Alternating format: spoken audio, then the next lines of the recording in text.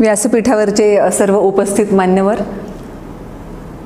हा कार्यक्रम यशस्वी व्हावा यासाठी प्रयत्न करणारे सर्व पडद्यामागचे कलाकार आणि या कार्यक्रमासाठी आवर्जून उपस्थित असणारे आपण सर्वजण, आपल्या सगळ्यांना क्रेझी बिझी ही कन्सेप्ट माहीत आहे का? क्रेझी बिझी म्हणजे काय असतं थोडक्यात मी तुम्हाला सांगते. एकदा असं झालं की रेल्वे स्टेशनवर 4 मित्र जमलेले होते. ते रेल्वेची वाट पाहत होते. जवळपास अर्धा-पाऊण तासानंतर ती लेट झालेली रेल्वे आली आणि जशी रेल्वे आली हे चौघाच्या चौघं त्या रेल्वेच्या मागे धावायला लागले आणि त्या डब्यामध्ये इतकी खचाखच गर्दी होती, अगदी जिथून चढायचं तिथे सुद्धा खूप लोक उभे होते. तरी देखील त्या गर्दीतून मार्ग काढून या चौघांपैकी 3 जण आतमध्ये गेले खरे आणि तो चौथा मात्र स्टेशनवर तसाच राहिला.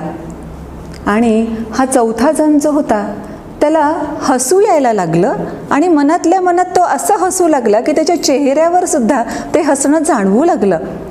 हे सगळंच पाहणारा एक जण तिथे होता आणि त्यानं ह्या माणसाला विचारलं की अरे तुमची ट्रेन हुकली आहे, 3 जण तुमचे मित्र निघून गेले, तुम्ही रेल्वे स्टेशनवरच राहिलात, याच्यानंतरची ट्रेन पार 3 ते 4 तासानंतर येणार आहे. मग अशा परिस्थितीमध्ये तुम्हाला वाईट वाटण्याच्या ऐवजी तुम्ही हसताय कसे काय? आणि या माणसानं त्याला हसत हसतच उत्तर दिलं, अरे खरं तर ह्या ट्रेनमध्ये मला एकट्यालाच जायचं होतं. हे 3 जण तर माझ्याशी गप्पा मारण्यासाठी आले होते, पण ट्रेन पकडण्याच्या नादात, जागा मिळवण्याच्या नादात ते 3 जण वर निघून गेले आणि खरं मला जायचं होतं, मी मात्र इथे स्टेशनवरच राहिलो. हे असतं क्रेझी बिझी असणं. आपण धावतोय खरं, पण नेमकं का धावतोय, कशासाठी धावतोय, ज्या दिशेनं आपण धावत आहोत ती दिशा तरी योग्य आहे का, हे पाहण्याची सुद्धा तसदी आपण अजिबात घेत नाही. बघा, माझं तर नेहमी म्हणणं असतं की आपला वेळ अतिशय व्हॅल्युएबल आहे याची जाणीव आपल्यापैकी जवळपास प्रत्येकाला केव्हा होते? जेव्हा तिथे सिग्नल रेड लागलेला असतो तेव्हाच आपल्याला जाणीव होते की हा रेड सिग्नल माझा वेळ वाया घालवत आहे. जेव्हा सिग्नल ऑरेंज झालेला असतो तेव्हा तो ग्रीन होण्याची सुद्धा आपण वाट पाहत नाही, ताबडतोब आपल्या गाड्या आपण दामटायला लागतो, कारण आपण क्रेझी बिझी असतो. म्हणजे हे एक मी छोटंसं उदाहरण सांगितलं, पण असं आपण जर आपल्या आयुष्यात डोकवून पाहिलं तर लक्षात येईल की खरंच आपण का धावतोय, कशाच्या पाठीमागे धावतोय आणि आपल्याला काय हवं आहे हे आपण खरंच क्षणभर थांबून स्वतःला विचारतो तरी का? आणि आपल्यापैकी प्रत्येकाचंच लाईफ असंच क्रेझी बिझी, थोड्याफार प्रमाणामध्ये फरक असेल कदाचित, पण अशाच प्रकारे आपण सगळेच जण क्रेझी बिझी या टाईपमध्ये मोडत असताना देखील आज तुम्ही एवढ्या मोठ्या संख्येने इथे उपस्थित राहिले आहात आणि ही संघटना सुद्धा खरंच संस्कृती जपण्यासाठी आणि मानव जातीला उपकारक ठरेल अशा पद्धतीनं काम करते आहे, याचं मला मनापासून कौतुक वाटतं आणि मी या संघटनेचं अगदी मनापासून अभिनंदन सुद्धा करते. खरं तर मानव जातीला मदत करणं किंवा आपली संस्कृती जोपासणं ही किती महत्त्वाची बाब आहे आपण लक्षात घेतो का? एक अँथ्रोपॉलॉजिस्ट होत्या, कल्चरल अँथ्रोपॉलॉजिस्ट, मार्गारेट मीड असं त्यांचं नाव. त्यांना एकदा त्यांच्या विद्यार्थ्यांनी विचारलं की मनुष्याच्या सिव्हिलायझेशनची सुरुवात कधी झाली? आता विद्यार्थ्यांना वाटत होतं की कदाचित मॅडम उत्तर देतील की जेव्हा ते दगडांची चकमक करून आगीचा शोध लावण्यात आला तेव्हा मनुष्याच्या संस्कृतीची किंवा सिव्हिलायझेशनची सुरुवात झाली असं म्हणता येईल, किंवा जेव्हा मनुष्य टोळ्यांनी राहू लागला, किंवा अशाच पद्धतीचे काहीतरी उत्तरं दिले जातील असं ह्या विद्यार्थ्यांना वाटत होतं. पण या सगळ्यांच्याही अपेक्षेपेक्षा एकदम वेगळं उत्तर मार्गारेट मीड यांनी दिलं. त्यांनी असं सांगितलं, मनुष्याच्या सिव्हिलायझेशनची सुरुवात तेव्हा झाली जेव्हा एका मनुष्याच्या मांडीचं हाड मोडलं आणि ते दुरुस्तही झालं. आणि मग पुढे एक्सप्लेन करताना मार्गारेट मीड यांनी सांगितलं की अगदी पूर्वीच्या त्या काळामध्ये कोणत्याही प्राण्याच्या पायाचं हाड मोडणं किंवा तो अधू होणं याचा एकच अर्थ होता की त्याचा मृत्यू ओढवला जाणं. का? कारण जर असा कोणी अधू झालेला आहे तर नॅचरली तो शिकार करू शकणार नाही, त्याच्यामुळे स्वतःचं पोट भरू शकणार नाही. पाणी पिण्यासाठी नदी किंवा झराजवळ असेल जरी तरी हा स्वतः तिथपर्यंत जाऊ शकणार नाही, त्यामुळे तहानेनं सुद्धा तो मरून जाऊ शकेल. इतकंच नव्हे तर त्याच्यावर कोणी अटॅक केला तर तो स्वतःच्या डिफेन्समध्ये पळूही शकणार नाही. त्या अटॅकचा सामना करणं ही तर दूरचीच बाब राहिली. या सगळ्या परिस्थितीमध्ये मार्गारेट मीड असं त्या विद्यार्थ्यांना सांगत होत्या की या सगळ्या परिस्थितीमध्ये जेव्हा एका मनुष्याच्या मांडीचं हाड मोडलं आणि ते दुरुस्त झालं, याचा अर्थ असा की त्या मनुष्याची बाकीच्या सगळ्या मनुष्यांनी काळजी घेतली, त्याची ती मांडीची जखम बरी होईपर्यंत किंवा त्याचं ते हाड जुळेपर्यंत. त्याला त्या दरम्यानच्या कालावधीमध्ये व्यवस्थित खाऊ पिऊ सुद्धा घातलं आणि त्याच्या सुरक्षिततेची जबाबदारी सुद्धा बाकीच्या मनुष्यांनी उचलली. तेव्हा खरी मनुष्याच्या सिव्हिलायझेशनची सुरुवात झाली. आज आपण स्वतःला सिव्हिलाइज्ड असं म्हणून घेतो खरं, पण विचार करायला हवा. जसं मी म्हटलं ना की खरंच आपण क्रेझी बिझी झालोय, धावतो कशा मागे याचा विचार करायला हवा. त्याच पद्धतीनं आपण स्वतःला सिव्हिलाइज्ड म्हणून घेत असलो तरी सुद्धा खऱ्या अर्थानं आपण सिव्हिलाइज्ड आहोत का, हे पुन्हा एकदा अंतर्मुख होऊन आपण बघायला हवंच. अनेक वर्षांपूर्वी पेपरमध्ये वाचलेला एक प्रसंग सांगते. जॅकी श्रॉफची काहीतरी ती मुलाखत होती आणि जॅकी श्रॉफ खूप अगदी सामान्य परिस्थितीमधून एवढा मोठा तो हिरो झालेला आणि अशा परिस्थितीमध्ये मुलाखतीदरम्यान त्यांनी असं सांगितलेलं होतं की आम्ही अगदी सामान्य परिस्थितीतून इतके मोठे झालो वगैरे वगैरे, आणि त्याच्यामुळे आमच्या मोठ्या बंगल्यामध्ये प्रत्येकाला एक स्वतंत्र खोली होती. आणि दुर्दैवानं एकदा असं झालं की माझ्या आईच्या खोलीमध्ये जेव्हा मी सकाळी गेलो तेव्हा लक्षात आलं की ती मृतावस्थेमध्ये आहे. तेव्हा मला खरंच शॉक बसला. जॅकी श्रॉफच्या मुलाखतीत ते स्वतः सांगत होते आणि ते पुढे असं म्हणतात की जेव्हा आम्ही खूप लहान होतो तेव्हा हीच माझी आई, आम्ही अगदी लहान असताना झोपेमध्ये कूस जरी बदलली, एका अंगावरच आम्ही दुसऱ्या अंगावर जरी झालो तरी ताबडतोब ती जागी व्हायची, आम्ही व्यवस्थित आहोत का हे लगेच बघायची आणि नंतर ती झोपी जायची.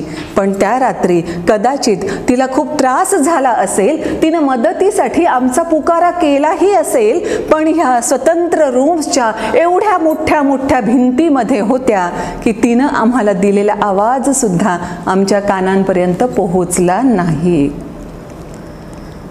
श्रीमंतीमुळे भौतिक गोष्टी मिळतात खऱ्या, पण अशा काही गोष्टींना दुरावं सुद्धा लागतं.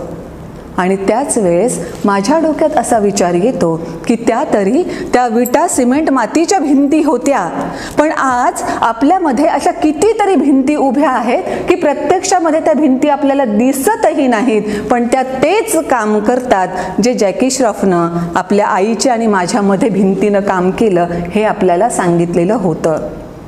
येस, कोणत्या भिंतींबद्दल बोलते मी? अंदाज काही? मी डिजिटल वॉल्सबद्दल बोलते आहे. आहेत ना आपल्या प्रत्येकामध्ये डिजिटल वॉल्स? भलेही आपण सगळेजण एकत्र असतो, एकत्र बसलेलो असतो, पण तरी सुद्धा प्रत्येक दोघांमध्ये एक डिजिटल वॉल मध्ये आलेली असते आणि ती इतकी भक्कम असते की त्या डिजिटल वॉलच्या पलीकडच्या माणसाच्या आयुष्यात काय चाललं आहे, तो काय फेस करत आहे हे आपण समजावून सुद्धा घेऊ शकत नाही. आणि त्या पलीकडच्या माणसाला सुद्धा फ्रँकली आपल्याला काही सांगावं असं वाटतही नाही, कारण ही एवढी मोठी डिजिटल वॉल आपल्यामध्ये निर्माण झालेली असते. म्हणूनच तर क्रिस बेली यांनी असं म्हटलंय की आपलं आयुष्य संपूर्ण स्क्रीनपट झालं आहे. म्हणजे एका स्क्रीन नंतर दुसरं स्क्रीन, दुसऱ्या स्क्रीन नंतर तिसरं स्क्रीन. सगळ्यात मोठं स्क्रीन आपण कोणतं वापरतो? मोबाईलचं स्क्रीन. मोबाईल बंद झाला की कम्प्युटरचं स्क्रीन. कम्प्युटर आपण ठेवला जागेवर की लगेच टीव्हीचा स्क्रीन. असे कितीतरी स्क्रीन आपल्या आयुष्यामध्ये असतात आणि एका स्क्रीन नंतर दुसरं स्क्रीन आपल्या आयुष्यामध्ये येतच असतं.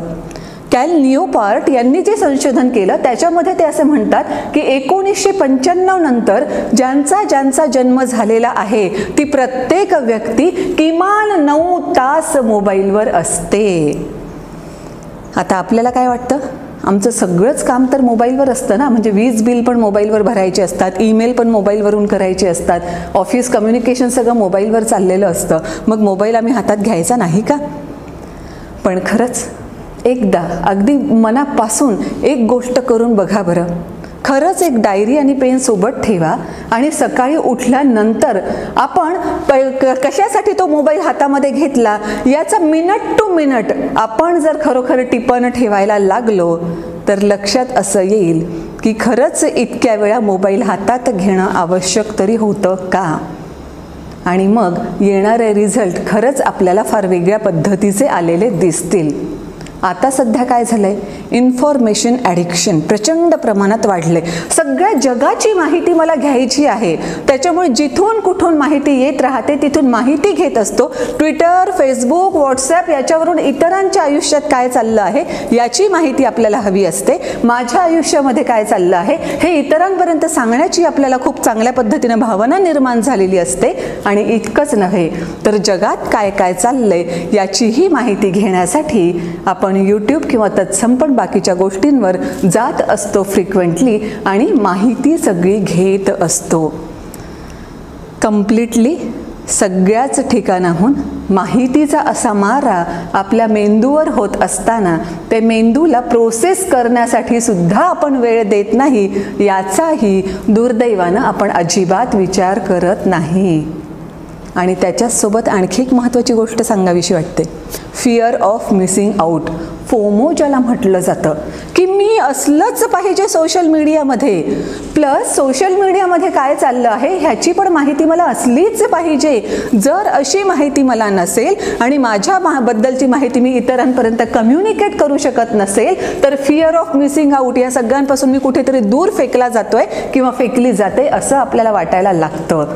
आणि त्याच्यासाठी सोशल मीडियावर सुद्धा ॲक्टिव्ह राहणं फार महत्त्वाचं आपल्याला वाटतंय. म्हणजे क्रिस बेलीने जे सांगितलं की आपलं लाईफ काय झालं आहे, फुल ऑफ स्क्रीन्स झालं आहे, तेच याच्यातून दिसतं की नाही.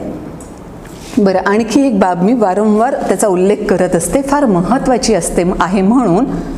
जेव्हा एकदा कोका कोलाच्या सीईओंना विचारण्यात आलेलं होतं की कोणती कोल्ड्रिंक कंपनी ही तुमची प्रतिस्पर्धी कंपनी आहे, तेव्हा या कोका कोलाच्या सीईओनं सांगितलं होतं कोणतीही कोल्ड्रिंक कंपनी आमची रायव्हलर नाही, प्रतिस्पर्धी नाही. मग नेमकं कशाशी स्पर्धा करताय तुम्ही? तेव्हा या सीईओनं सांगितलं होतं की आमची खरी स्पर्धा ही पाण्याशी आहे. लोकांनी पाण्याच्या ऐवजी कोल्ड्रिंक पिलं पाहिजे. कोल्ड्रिंक पिण्याचे किती तोटे आहेत हे मी तुम्हाला सांगण्याची गरज नाही आणि पाणी पिणं आपल्या शरीरासाठी किती आवश्यक आहे हे सुद्धा सांगण्याची मी गरज नाही. पण तरीसुद्धा या कंपन्या मात्र स्वतःसाठी नफा मिळवण्यासाठी इतरांच्या आयुष्याशी खेळत असतात असं म्हटलं तरी वावगं होणार नाही. कारण डायरेक्ट त्या पाण्याशी कॉम्पीट करतात आणि म्हणूनच तर बऱ्याच ठिकाणी आपल्याला त्या फूडच्या ज्या काही पॅकेजेस असतात, वेगवेगळ्या पद्धतीचे त्यांचे जे काही एकत्र 2-2, 3-3 पदार्थ दिले जातात त्याच्यामध्ये आपल्याला एखादी कोल्ड्रिंकची बॉटल ऑफर केली जाते, पण पाणी मागितले तर तिथे पाणी उपलब्ध नसतं. त्याच पद्धतीनं आपला डिजिटल वॉल्सबद्दलचा विषय चालू आहे म्हणून इथे तेही सांगते. नेटफ्लिक्सचे सीईओ रेड हिस्टिंग्स यांना जेव्हा विचारण्यात आलं होतं की तुमची स्पर्धा कशाशी आहे, तेव्हा त्यांनीही असंच उत्तर दिलं होतं, आमची खरी स्पर्धा ही मनुष्याच्या झोपेशी आहे. आणि म्हणूनच तर कंटिन्युअस काही ना काही त्याच्यावर चालू असतं. म्हणजे जेव्हा आपण एखाद्या बुक फेअरमध्ये जातो, पुस्तकांच्या दुकानामध्ये जातो, तेव्हा कोणतं पुस्तक उचलायचं याचं डिसिजन पूर्णतः आपण घेत असतो. पण या सगळ्या स्क्रीन्सच्या जगामध्ये मात्र नेमकं काय पाहायचं आहे आणि काय पाहायचं नाही हे आपण ठरवत नाही, तर हे जे काही आर्टिफिशियल इंटेलिजन्स आहे आणि प्लस ह्या नेटफ्लिक्स किंवा बाकीच्याही सगळ्या स्क्रीनवाल्या लोकांना जे काही वाटतंय की जास्तीत जास्त वेळ या लोकांचा आमच्या स्क्रीनसमोर गेला पाहिजे, तर ते जे काही आपल्याला दाखवतात तेच आपण बघत असतो. एक पुस्तक वाचल्यानंतर मिटवून आपण ते ठेवून देऊ शकतो. त्याच्याच नंतर एखादा सिनेमा जर आपण थिएटरमध्ये जाऊन पाहू लागलो तर सिनेमा संपल्यानंतर आपण घराकडे वाट आपली चालू लागतो. पण ही यूट्यूबची वाट असेल किंवा सोशल मीडियाची वाट असेल ती कधीच थांबत नाही, कारण लगेच तिथून वेगवेगळ्या डायरेक्शन्स आपल्याला दिसायला लागतात. यूट्यूबचा एक व्हिडिओ पाहिला की अजून भरपूर साऱ्या लिंक ओपन झालेल्या असतात आणि आपल्याला कळतसुद्धा नाही की खरंच हा मोबाईल नेमका आपण कुणाला फोन करण्यासाठी हातात घेतला होता.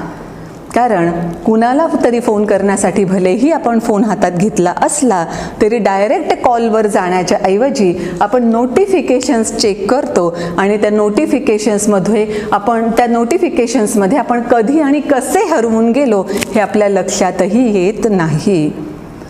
म्हणून तर त्या क्रिस बेलींचं म्हणणं अगदी बरोबर अर्थानं पटतं की हे सगळं आपलं लाईफ फुल ऑफ स्क्रीन्स झालेलं आहे.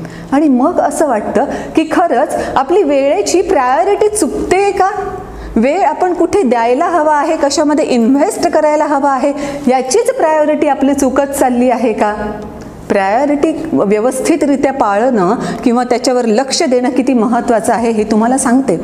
एक लाईट हाऊस होतं. ह्या लाईट हाऊसचं हेच काम की तिथे एक तो दिवा असायचा जो इतर सगळ्या जहाजांसाठी दिशादर्शक असायचा आणि त्या दिव्यामध्ये सतत तेल घालावं लागायचं जेणेकरून तो दिवा प्रज्वलित राहील.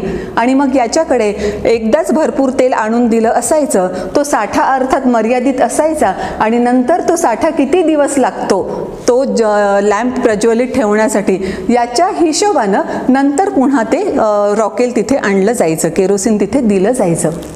मग अशा परिस्थितीत असंच झालं. एकदा हा लाईट हाऊस कीपर जो होता तो त्याचं तेल व्यवस्थित त्या लॅम्पसाठी वापरत होता. पण एकदा असं झालं, त्याचा शेजारी आला आणि त्यानं सांगितलं की माझ्याकडे असा प्रॉब्लेम झालाय, त्याच्यामुळे थोडंसं केरोसिन तू मला देच आणि तू द्यायला हवंच.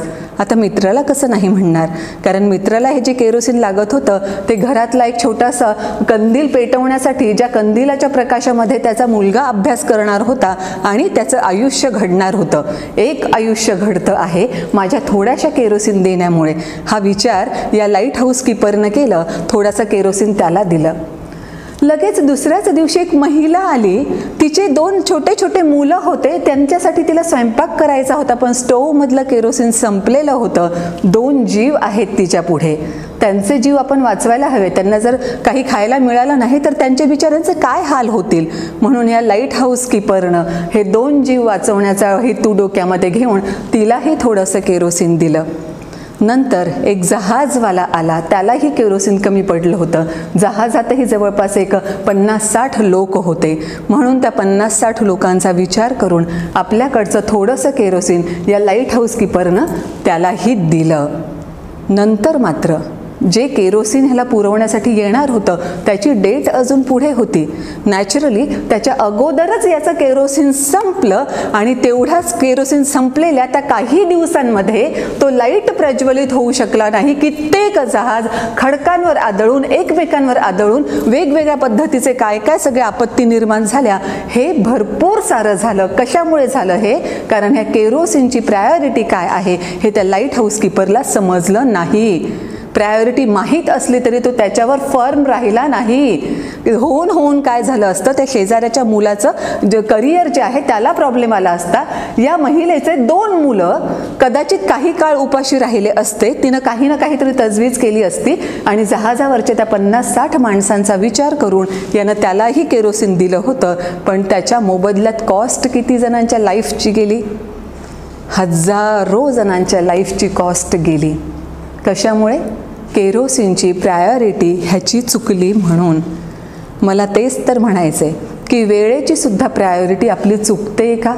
आणि ह्याच वेळेची प्रायोरिटी चुकत असल्यामुळे या डिजिटल सगळ्या क्षेत्रामध्ये आपण आपला इतका वेळ देत आहोत की जसं मी मध्यंतरी म्हणाले होते की इतका सगळा मारा आपण मेंदूवर करतोय. मेंदू हे काही स्टोरेजचं ठिकाण नाही. मेंदू हे क्रिएटिव्हिटीचं ठिकाण आहे. अशा परिस्थितीमध्ये त्याच्यावर मारा इतका होत आहे की मेंदूला नवनिर्मिती करणं शक्यच तर होत नाही. आपल्याला शाळेमध्ये शिकलेला आर्किमिडीज आठवतो ना? त्याच्या डोक्यात सतत चाललं होतं की हे असं कसं होत असेल, असं कसं होत असेल.